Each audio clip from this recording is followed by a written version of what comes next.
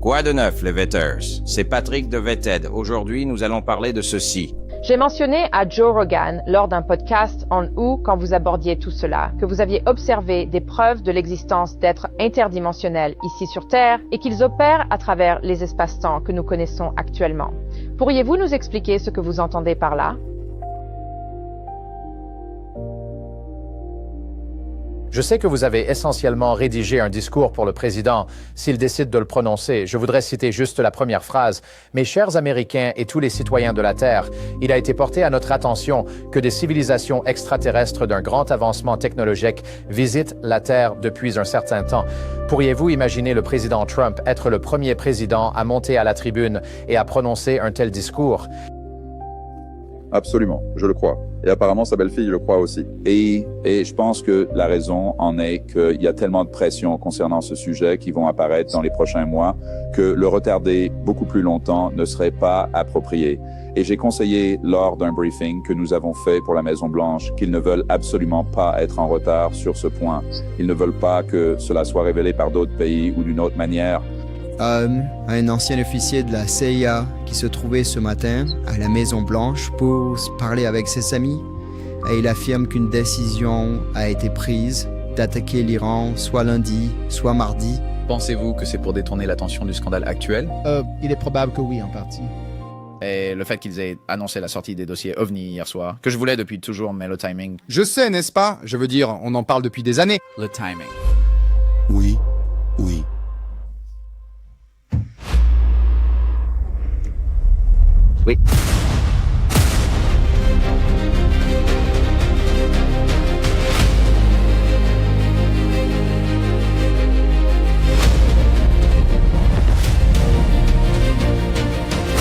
D'accord, Vetters, s'il vous plaît, cliquez sur le bouton j'aime. Ça aide vraiment les vidéos. Et bien sûr, si vous n'êtes pas encore abonné, cliquez sur le bouton d'abonnement, les amis. Nous sommes si près d'atteindre les 100 000 abonnés. Il ne nous manque plus que 500 abonnés. Je n'arrive même pas à y croire. On est sur le point d'atteindre le chiffre, les amis. Alors, Vetters, de quoi va-t-on parler dans la vidéo d'aujourd'hui? Eh bien, il semblerait que nous pourrions bien obtenir ces fameux dossiers sur les ovnis que Donald Trump avait promis, et ce, plus tôt que nous l'imaginions. Tulsi Gabbard vient tout juste de publier une déclaration au sujet des dossiers, tout comme Anna Paulina Luna. Donc, nous allons nous pencher sur tout ça. Et la réaction générale, vous savez, de la part de nombreuses personnes différentes concernant la déclassification par Trump de ces dossiers OVNI.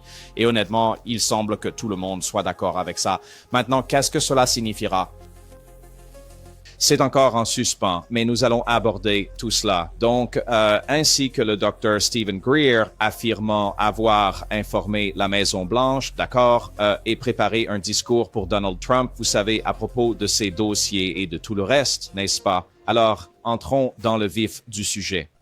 Maintenant, avant de poursuivre, je dois faire une correction concernant une vidéo que je souhaite annoncer. Il y a quelques vidéos, j'avais réalisé un épisode sur Lou Elizondo et certaines allégations portées contre lui par un certain Scott Walder. Il a depuis laissé un commentaire sur Twitter disant qu'il ne parlait pas de Luis Elizondo dans cette vidéo que j'ai faite à son sujet. Donc, je voulais juste clarifier ça. Je l'ai aussi ajouté à la vidéo. Tu dis, oui, mais c'est très facile de comprendre comment on pourrait penser que c'est Luis Elizondo, mais il ne parle pas de lui. Il parle de quelqu'un qui s'appelle Holden.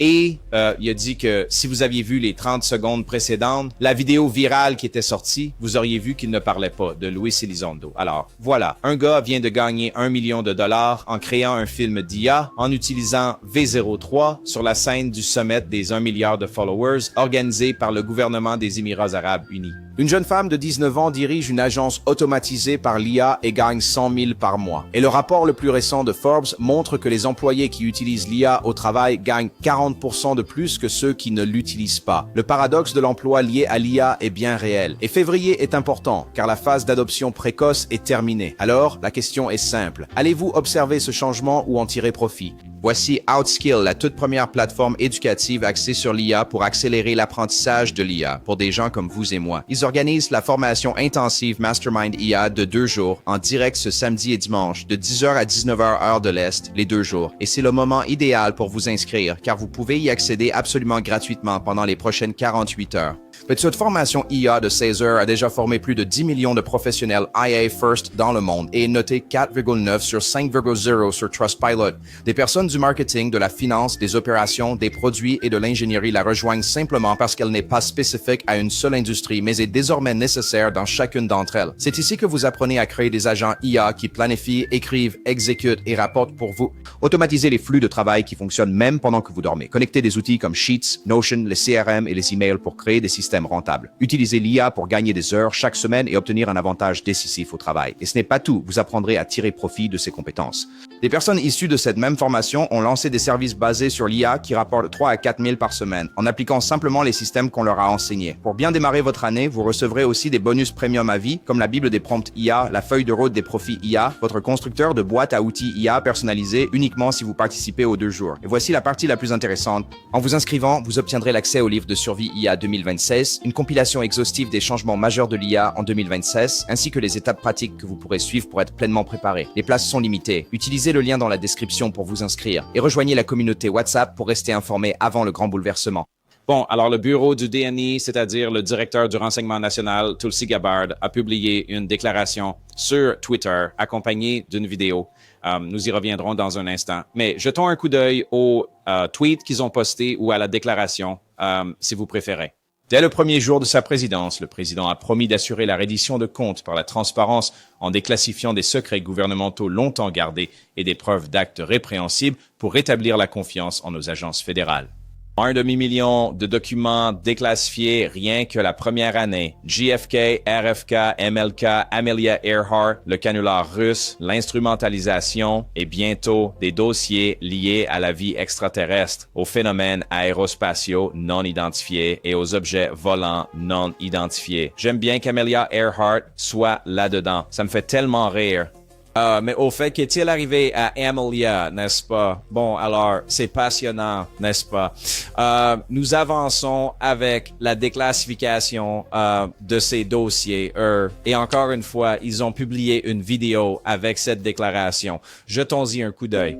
Grâce au leadership du président Trump et au décret exécutif qu'il a signé dès son premier jour de mandat, nous nous sommes concentrés sur la transparence et la reddition de comptes. Tout d'abord, en déclassifiant plus d'1 demi-million de documents gouvernementaux en une seule année. Nous avons mis en lumière la supercherie de la collusion russe, cette prétendue opération de renseignement entièrement fabriquée et orchestrée par l'administration Obama pour monter ce qui était essentiellement un coup d'État en utilisant la justice comme arme, des enquêtes montées de toutes pièces, des procédures de destitution et du harcèlement, subvertissant la volonté du peuple américain dans la tentative de l'État profond de délégitimer le président et le peuple américain. Qui est ce qu'il a élu. Bon, alors il n'y a aucune mention des dossiers OVNI dans cette vidéo. Ça semble très, on dirait de la propagande, pour être honnête. Non, c'est pas l'impression que ça donne. On dirait bien que, vous savez, je suis entièrement pour le pays et tout ça, mais c'est comme si vous êtes le directeur du renseignement national. Qu'est-ce que vous faites là? Ça sonne bizarre, honnêtement. Cette vidéo semble très étrange. Mais je veux dire, honnêtement, au bout du compte, je m'en fiche, vraiment. Il faut qu'on récupère ces dossiers et nous pourrons en faire ce que nous souhaitons, n'est-ce pas? Et encore une fois, il me semble que ça avance plus rapidement que ce que j'avais anticipé, pour être tout à fait honnête avec vous.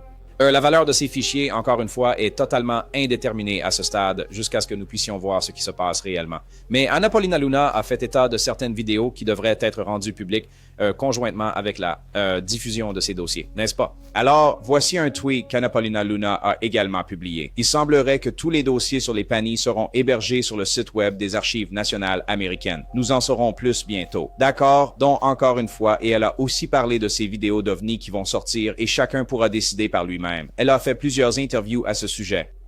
Et moi, pour ma part, je dis allons-y. J'ai vraiment hâte de voir au moins ce que c'est. Vous savez, c'est bien plus que tout ce que nous aurons eu jusqu'à présent. D'accord?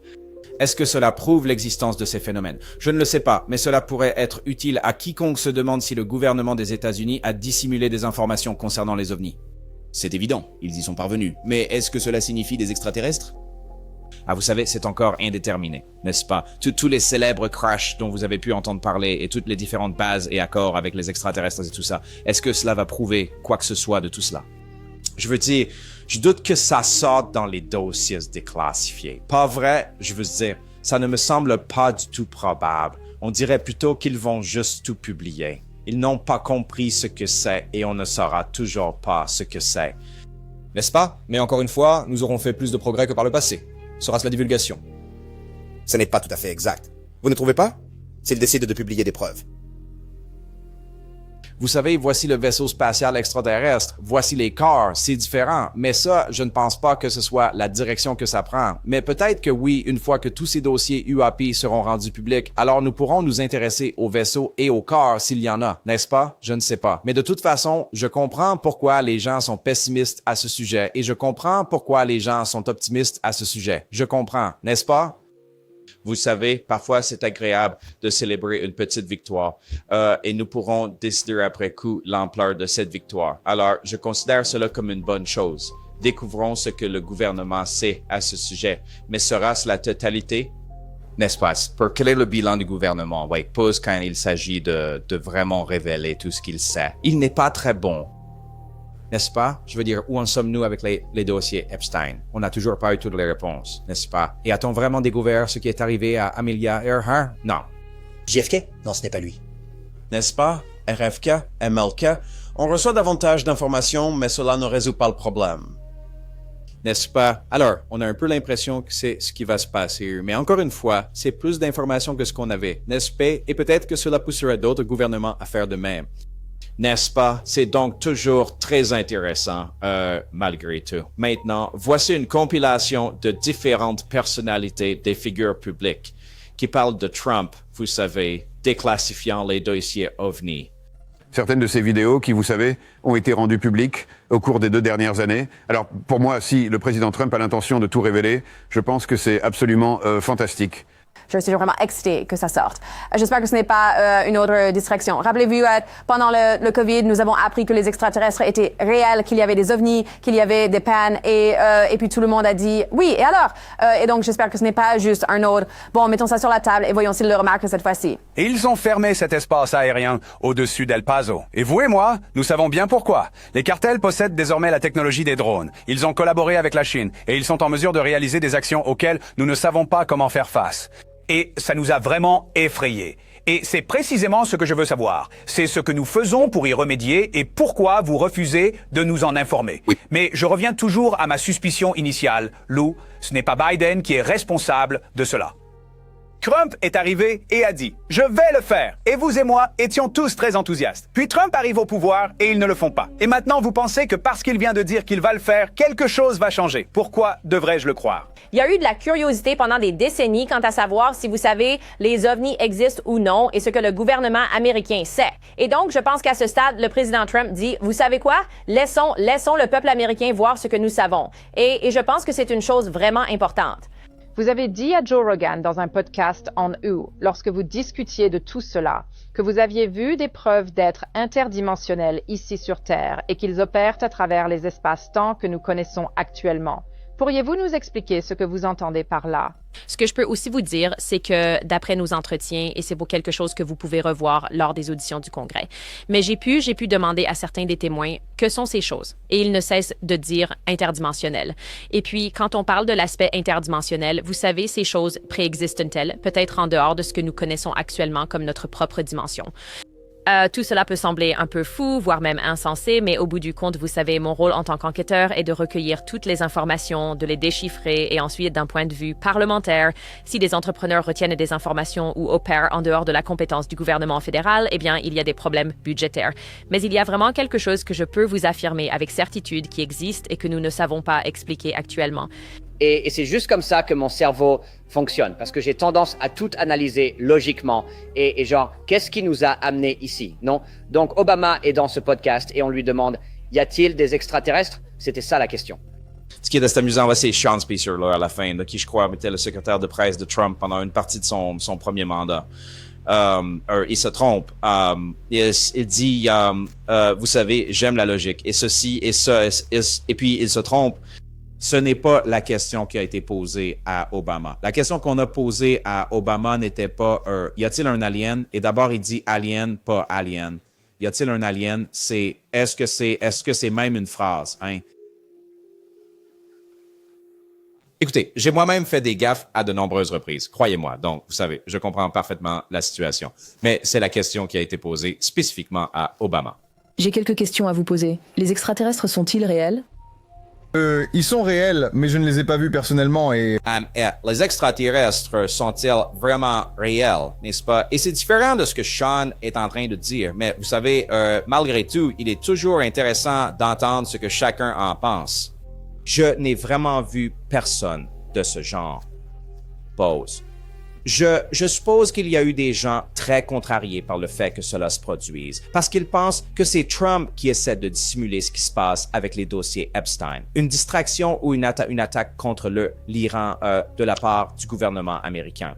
N'est-ce pas? Et donc, les gens pensent que c'est une pure et simple distraction. Je veux dire, regardez cet extrait du podcast de Julian Dory avec l'ancien officier de la CIA, John Kiriakou, qui affirme qu'une source interne lui a dit ce vendredi dernier, qu'aujourd'hui ou demain, d'accord, lundi ou mardi, que les États-Unis allaient attaquer l'Iran.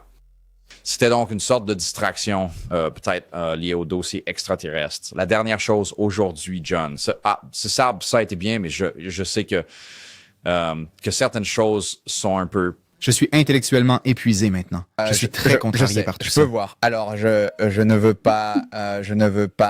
Qu'est-ce qui est arrivé à notre pays? Tu sais? Je ne voudrais pas se mettre dans une situation délicate, mais je dois absolument aborder ce sujet que nous avions laissé de côté au tout début, c'est-à-dire ce que tu as pu entendre concernant cette histoire de Holy Run. Je ne dirai rien, je vais te laisser parler librement avec ce que tu es autorisé à dire. Alors, j'ai un ami, un ancien officier de la CIA, qui était à la Maison-Blanche ce matin pour parler à ses amis.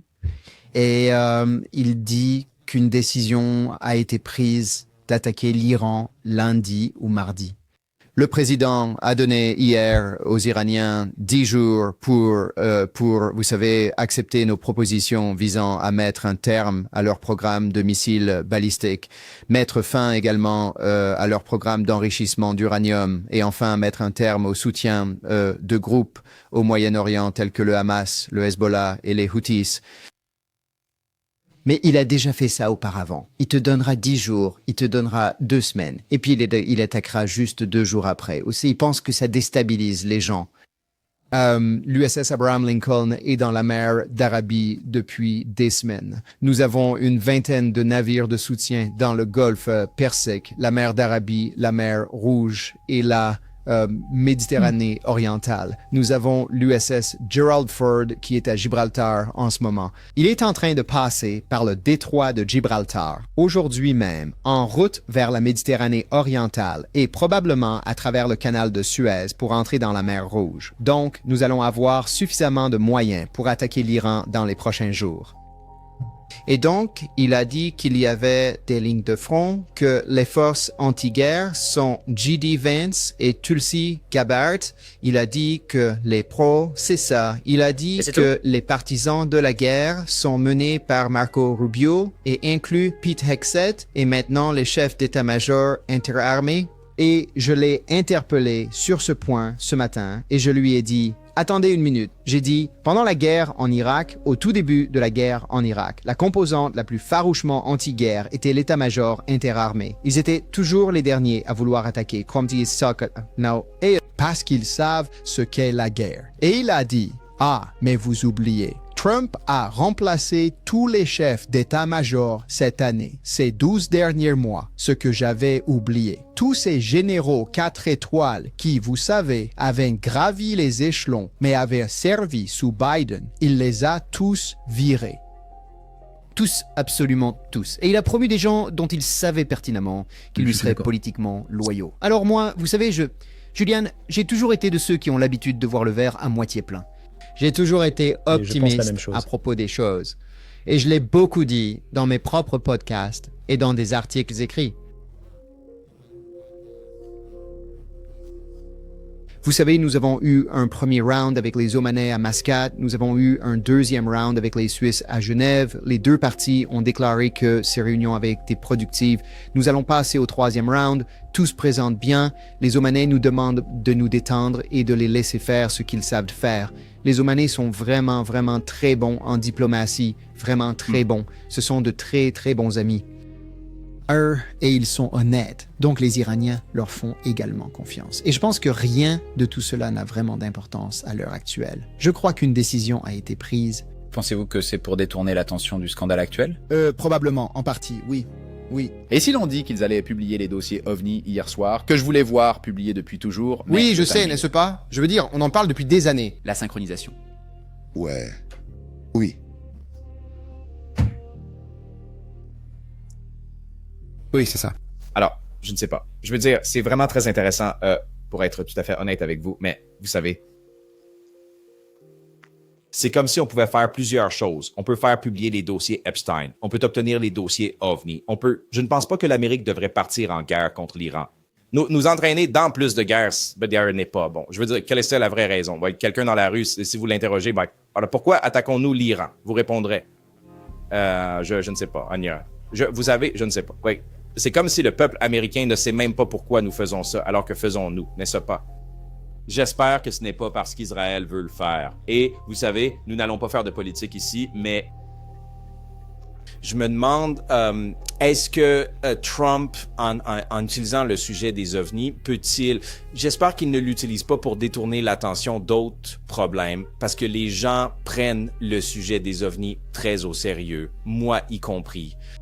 Et ça mettrait vraiment en colère beaucoup de monde plus tard. Non, ça va lui retomber dessus. C'est une victoire à court terme plutôt qu'à long terme.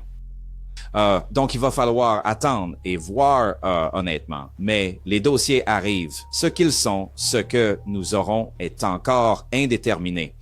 Mais bien sûr, Stephen Greer a dû passer aux infos et dire que, vous savez, il a informé la Maison-Blanche et qu'il a un discours prêt pour Donald Trump. Écoutez. Je sais que vous avez en quelque sorte rédigé un discours que le président pourrait prononcer s'il décide de le faire. Je voudrais citer juste la première ligne.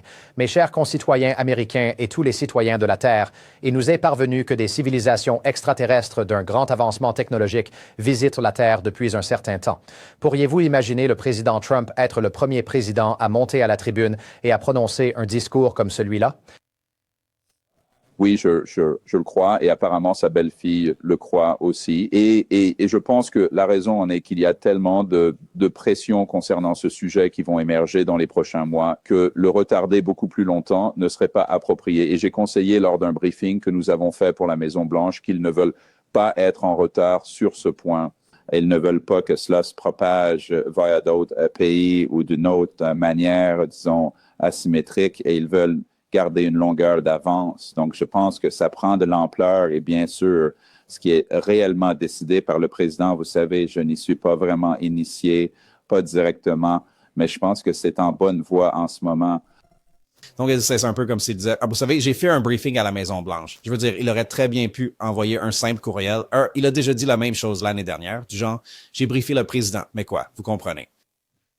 Les gens disent ça, c'est comme s'ils avaient juste envoyé des fichiers. Encore, ils n'ont aucune idée s'ils l'ont reçu. Ils n'ont aucune idée de rien, n'est-ce pas? Et Trump ne va pas voir ça et dire, oui, donnez-moi ce discours du Dr. Stephen Greer et je le lirai. Trump a-t-il l'air du genre à juste dire ça?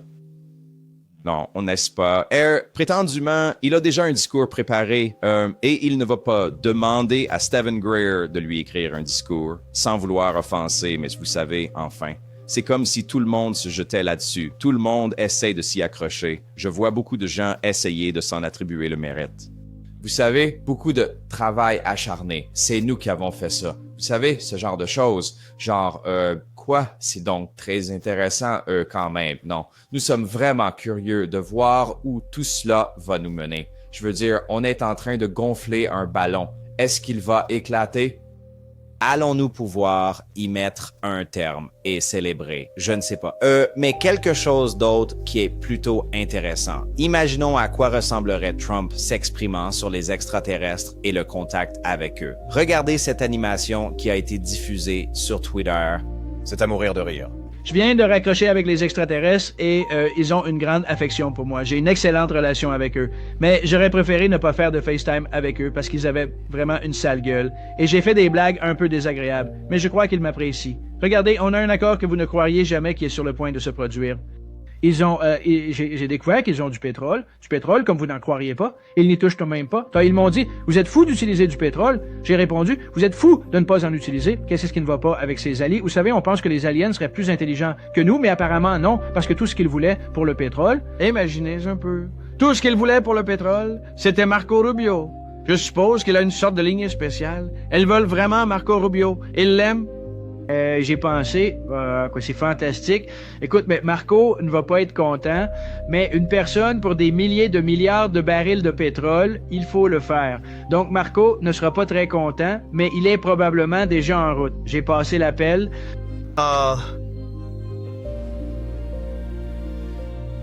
Oh là là, j'ai tellement ri en voyant ça, les gars. C'est absolument hilarant, n'est-ce pas? Cette imitation est tellement juste, tellement réussie. Vous savez, j'ai parlé aux extraterrestres. Vous savez, tout ce qu'ils veulent, c'est Marco Rubio. C'est tellement drôle. Mon Dieu, c'est vraiment hilarant. Oh, il faut qu'on en rie de ces choses-là, les amis. Pas vrai? Oui, c'est juste absolument hilarant. Et soyons honnêtes. Étant donné la chronologie dans laquelle nous vivons, si tout cela est même réel, si nous sommes dans une simulation, ça ne semble pas si éloigné de ce que vous savez, certaines des choses que Trump dirait réellement à ce sujet. Je ne vais pas vous mentir. N'est-ce pas? Franchement, ça ne me semble pas si éloigné que ça. Vous savez, hilarant. Maintenant, quelqu'un d'autre qui s'est exprimé et a parlé de tout ça à propos de Trump, vous savez, déclassifiant les dossiers OVNI, c'est Jay Stratton qui a été présenté dans le documentaire L'ère de la révélation. Vous vous en souvenez peut-être? Peut-être que vous savez qu'il a. Il a un nouveau livre qui va sortir bientôt. Il a fait une déclaration.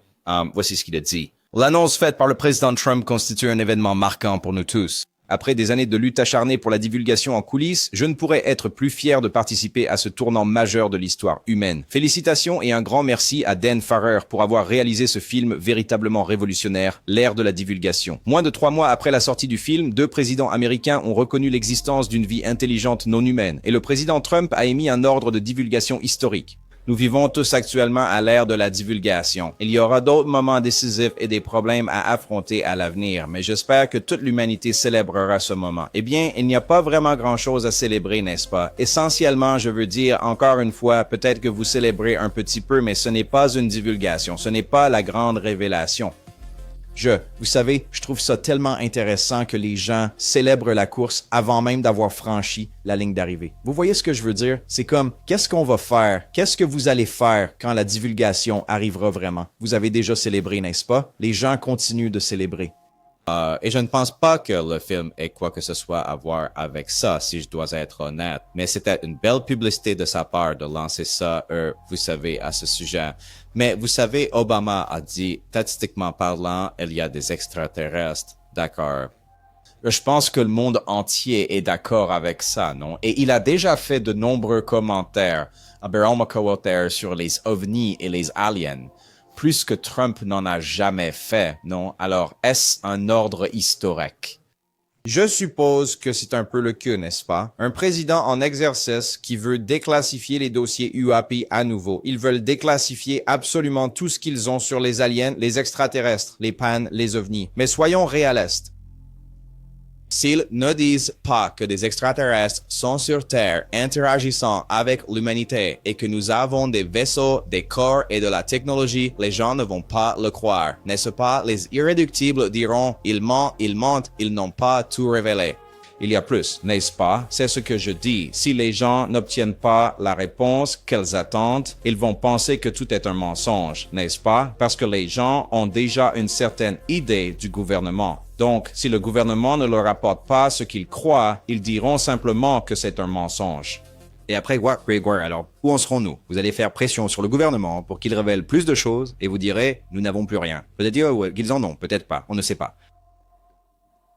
C'est pourquoi je suis si critique envers tous ces gens du gouvernement qui parlent d'extraterrestres, d'ovnis et de tout et de rien. Nous ne les avons pas encadrés. Nous n'avons pas, vous savez, ils n'ont pas été professionnellement vérifiés, n'est-ce pas, par beaucoup de personnes différentes. Ils sont juste autorisés à dire toutes ces choses sans preuve ni évidence et cela a laissé les gens penser et supposer beaucoup de choses différentes sur notre gouvernement, n'est-ce pas? Ils affirment que toutes ces preuves existent, mais allons-nous vraiment les obtenir? Je ne sais pas. Écoutez, je suis prêt à célébrer, mais pour moi, la véritable divulgation, c'est la reconnaissance que nous ne sommes pas seuls sur cette planète. Ce n'est pas seulement que les extraterrestres existent, je pense que tout le monde est d'accord pour dire que nous ne sommes pas seuls dans cet immense univers, n'est-ce pas? Alors, je ne sais pas. Très intéressant, vous savez où nous en sommes. Et nous allons conclure avec cet extrait d'Anna Paulina Luna sur Fox News qui aborde l'ensemble de cette histoire, n'est-ce pas, celle qui est largement diffusée, n'est-ce pas, à savoir que les différentes factions militaires ou même le gouvernement américain lui-même nous ont caché tout cela, n'est-ce pas? Mais aussi en reconnaissant qu'il pourrait très bien cacher des équipements militaires secrets de fabrication humaine, n'est-ce pas? Que ce ne sont pas uniquement des phénomènes d'origine extraterrestre. Alors, je pense juste que c'est important à considérer, n'est-ce pas? Je n'essaie pas d'être pessimiste ou optimiste ou quoi que ce soit. J'essaie juste d'être réaliste ici parce que je veux vraiment que les extraterrestres soient réels, n'est-ce pas? Et je veux, vous savez, que ce Roswell soit réel et toutes ces choses. Oh, on a des débris, on a un corps. Oui, c'est génial, mais je ne veux pas juste faire semblant d'y croire, n'est-ce pas? Je ne veux pas que mon propre désir de ne pas croire l'emporte sur la réalité de la croyance, n'est-ce pas? Sur la réalité des faits, n'est-ce pas? Je veux juste la vérité, la vraie. Je préférais être déçu, oui, que les extraterrestres ne soient pas réels, plutôt que de vivre dans une fantaisie où, vous savez, tout ça n'arrive pas. Parce que les phénomènes pourraient toujours être réels, mais notre gouvernement n'a rien ou n'a pas toutes les choses que les gens ont affirmées. Encore une fois, peut-être juste un vaisseau et un corps, ce qui est quand même une victoire, à mon avis, si vous voulez mon avis. Mais clairement, il y a eu beaucoup de personnes qui ont menti. Nous ne savons juste pas qui. Soit ils ont tous menti, soit seulement certains d'entre eux ont menti, n'est-ce pas? Mais toutes les histoires que vous avez entendues ne sont pas vraies. Nous sommes tous sceptiques ici. Mais oui, regardez. Au final, il y a des choses positives à en retenir et les gens peuvent être prudemment optimistes, ce qui est peut-être, vous savez, la façon la plus juste d'être à ce stade. Toujours optimiste, youpi. Les dossiers arrivent. D'accord, super. Ah, on va regarder ce que c'est en premier. Donc, vous dites que l'armée de l'air a dissimulé des observations d'UAP. Alors, vous savez, s'il y a potentiellement, est-ce parce que c'est une technologie que nous possédons, qu'ils ne veulent pas que quiconque sache que nous l'avons militairement, ou est-ce un acteur étranger qui a des capacités et une technologie et des choses qui tournent d'une manière que nous ne pouvons pas comprendre? D'après les entretiens que nous avons menés, non seulement en personne, mais aussi compte tenu de certains témoignages que nous avons recueillis, nous avons des raisons de croire que cette technologie n'a pas été créée par l'humanité. Cependant, il est également possible qu'il existe certaines armes avancées que le gouvernement américain pourrait posséder et dont il nous refuse l'accès. Mais voici le problème. Lorsque des bureaucrates non élus refusent l'accès aux membres du gouvernement qui sont censés superviser et approuver les dépenses fédérales, et puis nous recevons aussi des rapports selon lesquels des gens sont menacés, que ce soit physiquement ou qu'il y ait eu, vous savez, des morts étranges associées à des personnes qui se sont manifestées en tant que lanceurs d'alerte, ce qui a été soulevé dans certains des témoignages que nous avons reçus. Pas seulement moi, mais vous avez vu récemment qu'un film est sorti, L'âge de la révélation, où cela a également été mentionné maintenant par le secrétaire d'État Marco Rubio. C'est l'une des initiatives les plus bipartisanes et bicamérales à Washington, D.C. Et donc, nous sommes vraiment impatients de partager cela et de l'explorer davantage avec vous et la population. Anna Paulina Luna, députée, merci. C'est fascinant et je pense que nous voulons tous en savoir plus à ce sujet. Je crois que c'est en quelque sorte revenu sur le devant de la scène, si l'on peut dire, avec un commentaire désinvolte du président Obama qui s'est transformé en quelque chose de plus profond. Et maintenant, nous pourrions obtenir plus de révélations. Nous verrons. Au moins, il y a de la pression pour cela. Alors, chers parieurs, tous les liens sources sont en bas. On vous retrouve pour la prochaine. N'oubliez pas, chaque jour est un cadeau, les amis. Salut. Salut Patrick, Ryan d'Oklahoma. On adore vraiment votre podcast, mec. Vous faites un excellent travail en invitant de super invités et vous avez vraiment mis sur pied une émission formidable et on voulait juste vous dire qu'on l'apprécie énormément. Pour faire court, je suis Cherokee et je vis dans le nord-est de l'Oklahoma. Il y a de nombreuses années, quand mon père avait un horaire de travail assez particulier, nous sommes partis pêcher très tard dans la nuit, vers 2h30, voire 3h du matin, près d'un grand barrage sur la rivière Arkansas. Nous étions les seuls à pêcher là-bas. Et puis tout d'un coup, mon père et moi, nous avons ressenti une drôle de sensation tous les deux. Et quand nous nous sommes regardés, nos cheveux sur nos têtes se sont complètement électrisés. nous étions confrontés à une véritable puissance, une centrale électrique, et elle produisait de l'électricité. Et c'était un type de une sensation fondamentalement électrique. Vous savez, quand on est à côté d'une centrale, une centrale hydroélectrique. Et tout d'un coup, mon père m'a dit, « Mon fils, prépare tes affaires. » C'était aux alentours de 1988. Et nous avons rangé nos affaires et tout d'un coup, au-dessus de la falaise, au-dessus de cette sorte de grande corniche rocheuse, un engin de forme triangulaire est passé juste au-dessus de nous et la sensation s'est juste intensifiée. Et mon père a dit, je me demande ce que c'est. Vous savez, vous pensez que c'est un avion qui tire quelque chose? C'était aussi grand c'était presque aussi grand qu'un terrain de football et il n'y avait rien qui le tirait et ça cachait les étoiles. Et on est resté assis là à le regarder et c'est passé juste au-dessus de nos têtes, ça a tourné et ça a remonté la rivière vers la base militaire. Et on n'a plus jamais rien vu de tel depuis. Quoi qu'il en soit, c'est mon histoire. Encore une fois, Patrick, excellent travail pour l'émission. Continue ton excellent travail, mon frère. Au revoir.